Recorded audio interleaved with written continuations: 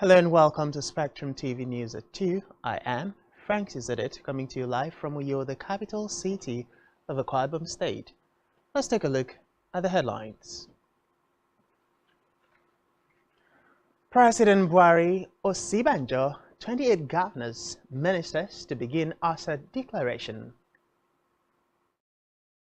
Nigerian media to unveil complaints commission today. Plus, Kosovo ex-president Hashim Thaci pleads not guilty to war crimes. We will bring you details of these stories and more in a moment.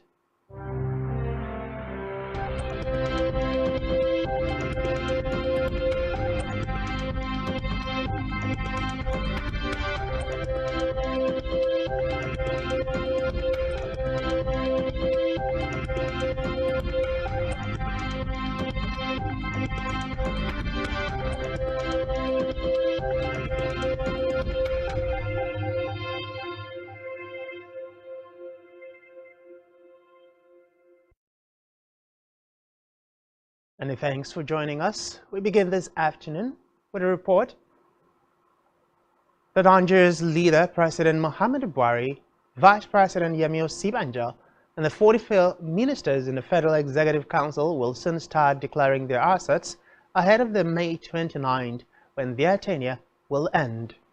The Special Advisor to the Code of Conduct Bureau, CCB, Chairman on General Duties, Mustafa Musa, confirmed to newsmen that the necessary arrangements had been made for the issuance of the assets forms to the outgoing officials and their successors. Also, the outgoing presidential aides, 28 state governors and their cabinet members, National Assembly and State Assembly members, and local government chairmen will equally obtain the assets declaration forms from the Code of Conduct Bureau and submit the same to the CCB in line with the 1999 Constitution. According to him, the declaration complies with the provision of the Constitution, which stipulates that all public officers shall declare their assets and liabilities on the assumption of office and at the end of their tenure of office. Musa noted that the President-elect Bola Tinubu, the Vice President-elect Kashim Shettima, and 28 incoming governors and their cabinet members, as well as the State Assembly members, have 3 months to submit the assets form to the CCB. They are also required to state all properties and assets acquired within or outside the country with the value of the said assets in the currency of the country where the property is situated.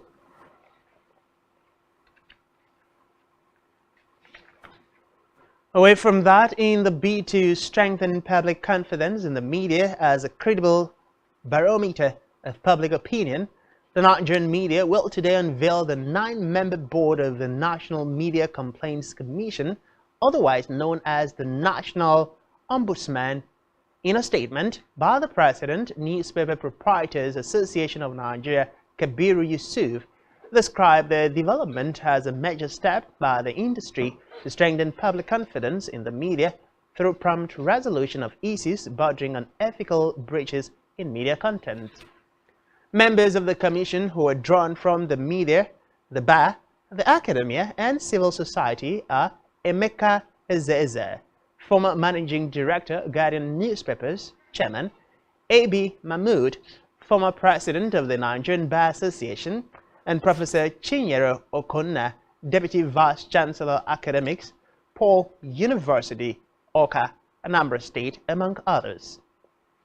The statement added that prior to the February 22, 2023 announcement of the composition of the Commission, each media house had been directed to institute at the newspaper level the local ombudsman.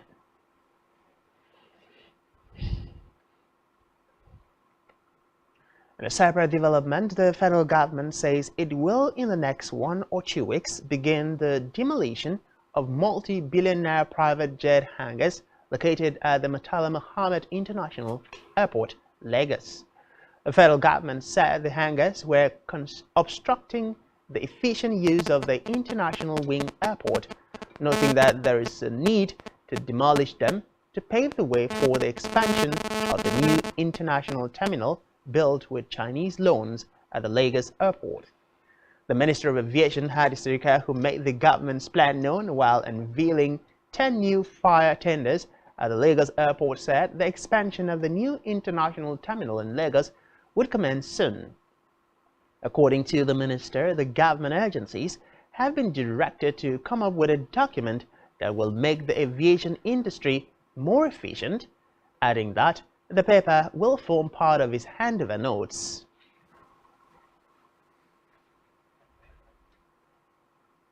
And while money borrowed by federal government in the first quarter is reportedly more than 3.17 trillion naira.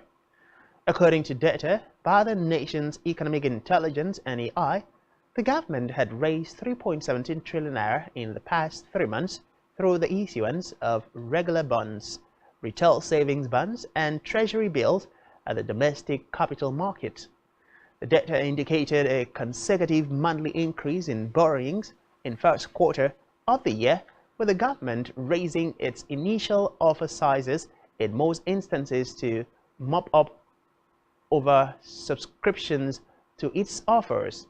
Reports say a month-on-month breakdown showed that the government raised a total of 940.62 billion naira in January, increased borrowings to 1.035 trillion naira in February, and closed the quarter with 1.196 trillion naira.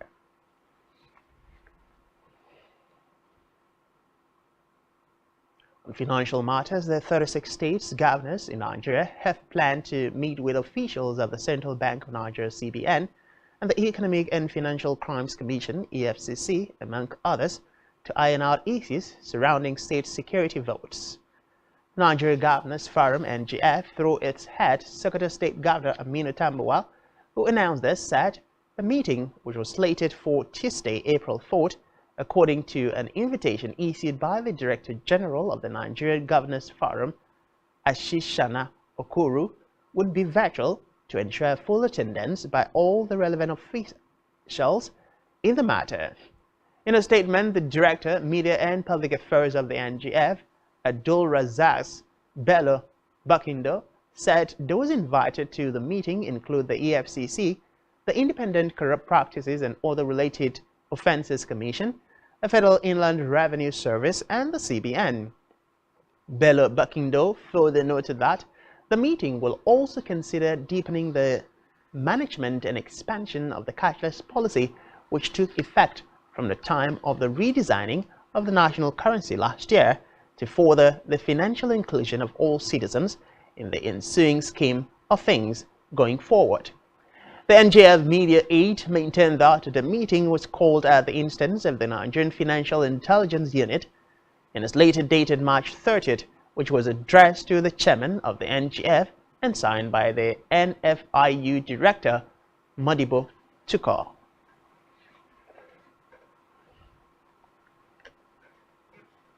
Away from that, the Presidential Transition Council has debunked a fake Twitter handle created by unethical person since 2020. A statement signed by the Director, Information for the Secretary to the Government of the Federation and Chairman, Presidential Transition Council, Willie Bassi, says the fake Twitter handle was created before the establishment and inauguration of the Council. According to the statement, the PTC has nothing to do with the fake Twitter account handle, adding that approval for the establishment of the Presidential Transition Council was given by the President in February this year and was subsequently inaugurated by the Secretary to the Government of the Federation, Bas Mustafa, thereby exposing the imposter's irresponsible and calculated attempt to disseminate inaccurate and tainted information to unsuspecting members of the public.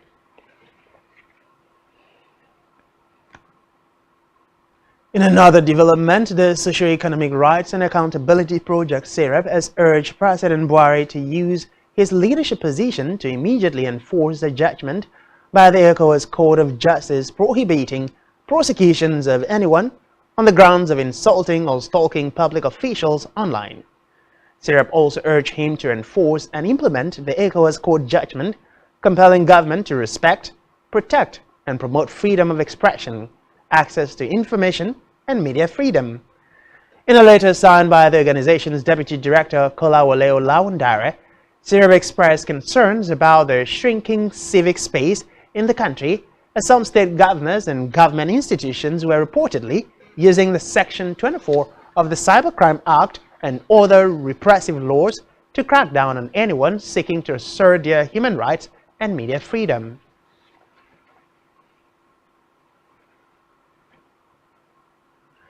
We move to security, where the Kaduna state government has imposed a 24-hour curfew on Sabangari, Nasarawa, Tinkanya area of Chikun local government area of the state with immediate effect.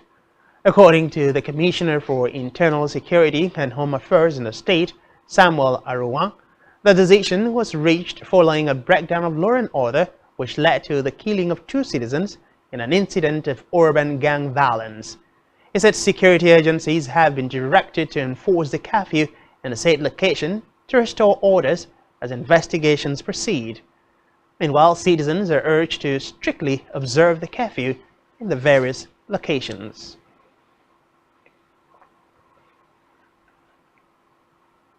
On electoral matters, heavily armed policemen today have reportedly blocked the entrance to the headquarters of the Independent National Electoral Commission (INEC) in Port Harcourt, Rivers State, following a protest by the People's Democratic Party members.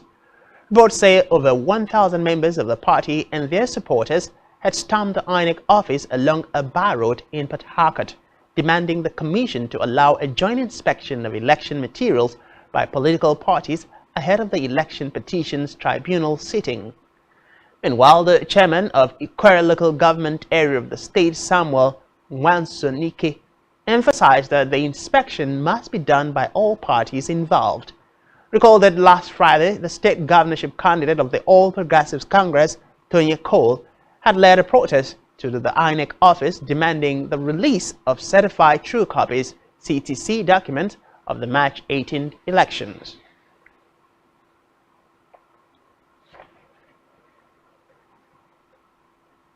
And back here, some residents of Iyo, the Akwa Ibom state capital, have continued to react to the gubernatorial and State House of Assembly elections that was held on Saturday, 18 March 2023, calling on the incoming leaders to do better in developing the state. Speaking with our correspondent Esther Otoyo, some of them, while reacting to the outcome of the election, commended Independent National Electoral Commission (INEC) for their efforts in conducting a free and fair election, while others faulted INEC, saying that more needs to be done by the Commission ahead of Nigeria's next election.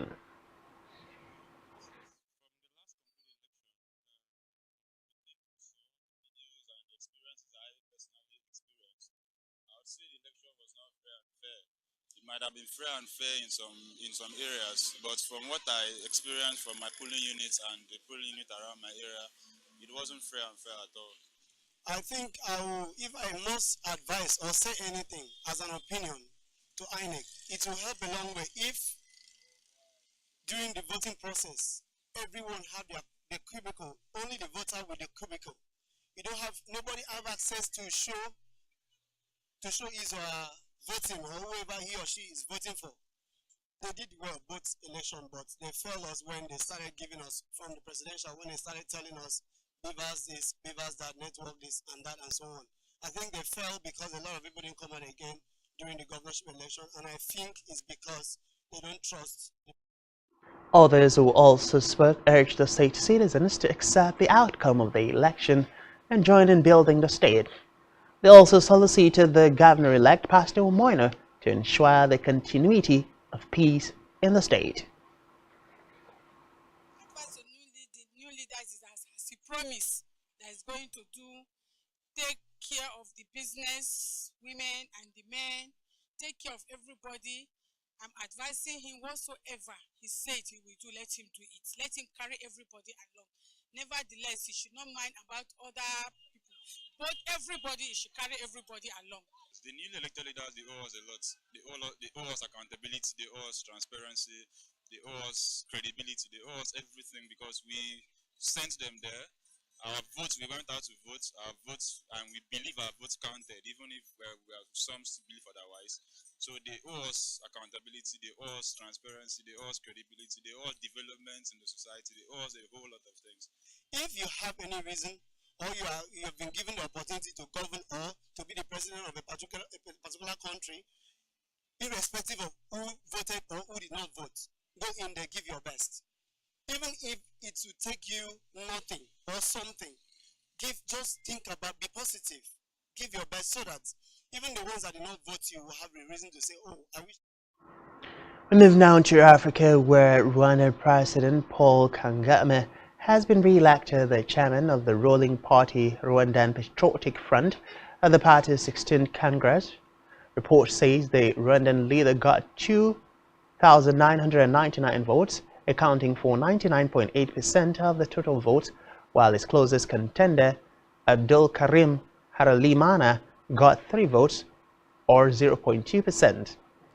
Kagame, Rwanda's president for 22 years, will now serve another 5 years as head of the Rwandan Patriotic Front, the political party he has led since 1998.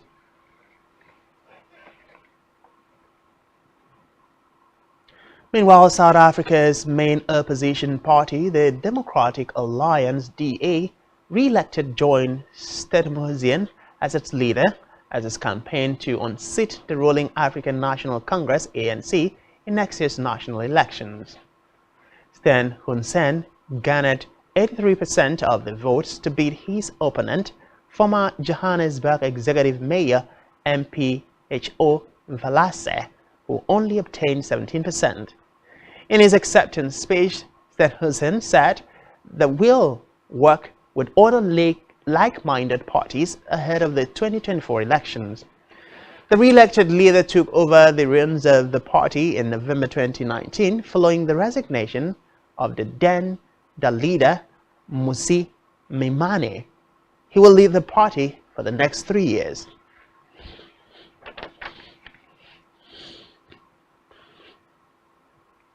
On the foreign scene, former Kosovo President Hashim Thaci has pleaded not guilty to 10 counts of war crimes and crimes against humanity. Reports say he went on a trial today with 3 co-defendants accused of killing nearly 100 people and other atrocities, including enforced disappearances, noting that the allegations dates from Kosovo's independence war against Serbia from 1998 to 1999, in which more than 10,000 people were reportedly dead. According to the court's indictment, the crimes took place in more than 100 locations in Kosovo and in northern Albania, where Serb civilians were allegedly detained and mistreated or murdered.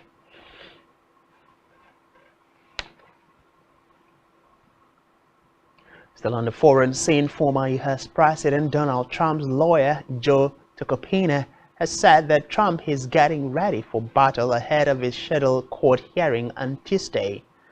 Trump is expected to fly to New York City from his Mar-a-Lago home today to face charges related to hush money payment made to an adult video star. According to Tacopina, any charges against the former president will be fought vigorously. Meanwhile, the former president is expected to hand himself over to authorities on Tuesday, with a hearing due to take place in Manhattan. However, law enforcement officials, including the FBI, New York City court officers, and Secret Service, are reportedly preparing for the Tuesday case.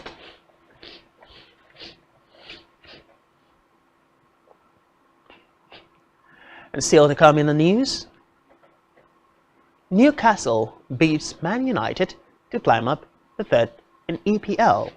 To stay with us.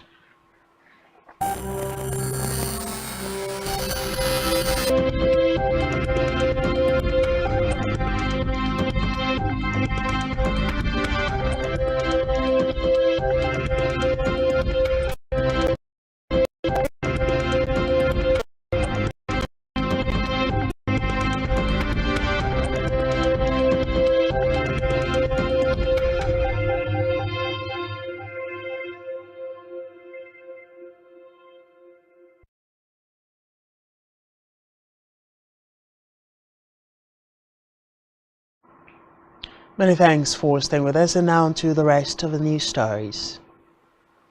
On a business news, the country's external reserves has fallen by $1.46 billion between January and March, according to figures obtained from the Central Bank of Nigeria (CBN's) data on movement of external reserves.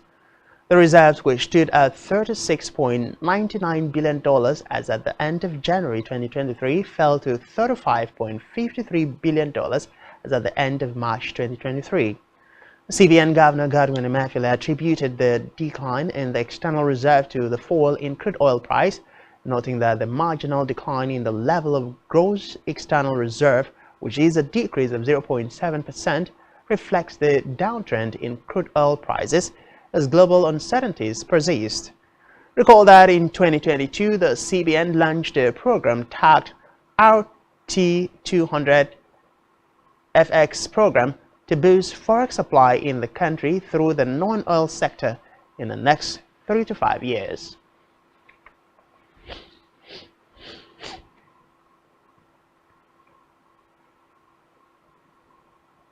Still in business, the Organization of Petroleum Exporting Countries and its allies, referred to as OPEC+, has announced voluntary cuts to their production of crude oil amounting to about 1.15 million barrels per day, calling it a precautionary measure aimed at market stability.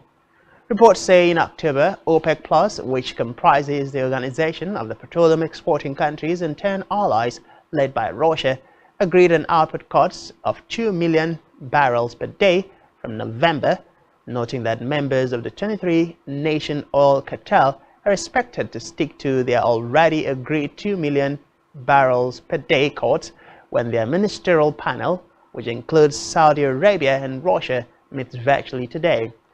Meanwhile, the United States had argued that the world needed lower prices to support economic growth and prevent Russian President Vladimir Putin from earning more revenues to fund the Ukraine war.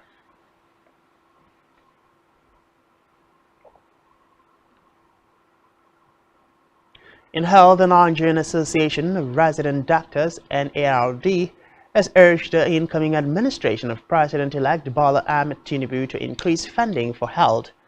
The association's national president, Dr. Innocent Oji, met the call in an interview in Abuja, stating that the increase should be to at least 15% of the nation's yearly budget, in line with the Abuja Declaration of 2001.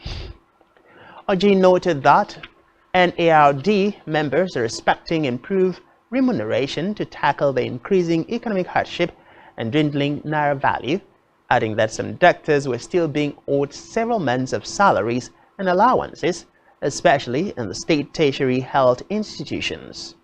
He urged the government to give priority attention to training, both within and outside the country, with a special focus on primary health care.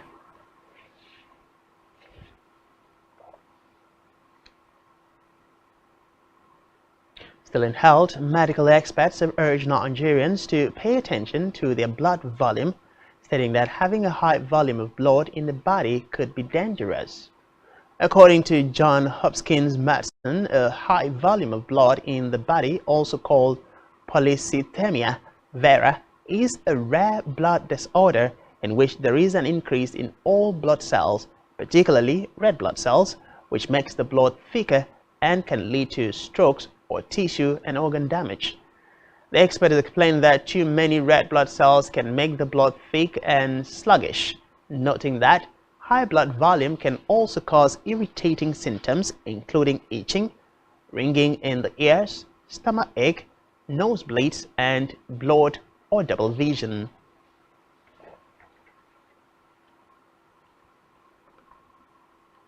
And from the world of sport, Newcastle United leapfrogged Manchester United into third place in the Premier League table after avenging their Carabao Cup final defeat against the Red Devils.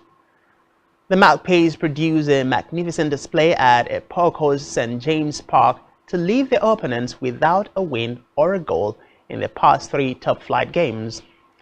Newcastle were thwarted by David De Gea's excellent first-half double save, the Spaniards showing quick reactions to deny Joe Willock after glowing away Alexander Isak's header.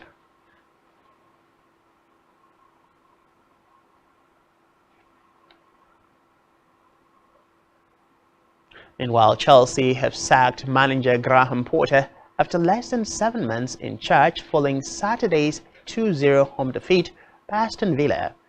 It was the Englishman's 11th defeat in 31 games since replacing Thomas Tuchel at Stamford Bridge on 8 September.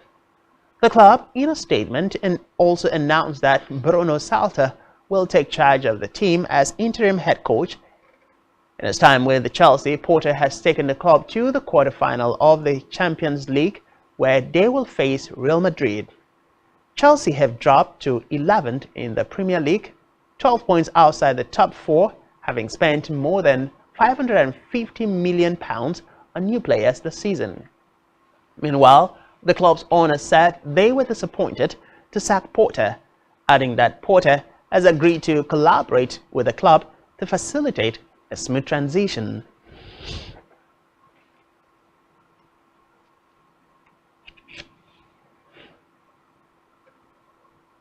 On our entertainment news, street hop singer Habib Okikiola, popularly known as Portable, has been granted bail by a high court in Ogun State.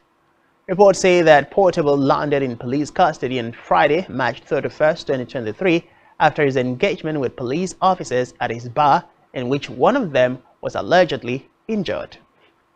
According to the Force Public Relations Officer Olumuyiwa Adejobi, the singer would face more than 6 charges in court. The singer, who was reportedly arraigned in court, was subsequently granted bail in the sum of 300,000 naira and provided 2 sureties with landed properties within the court vicinity. The case has been adjourned to April 26th for the commencement of trial.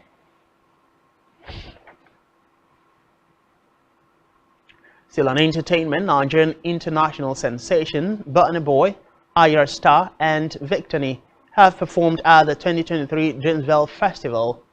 The concert, which had in attendance American music superstars including Drake and Usher, was hosted by J. Cole. The Unveil Festival in Raleigh Dorothy's Dick Park, North Carolina, on April 1st and 2nd, 2023. Reports say Victory performed on the first day, which was headlined by Usher, and Grammy Award winner Burna Boy delivered songs across his last album, Love Damini, among other songs, while international charting sensation Ayra Starr performed her hit single, Rush, and latest record, Stability.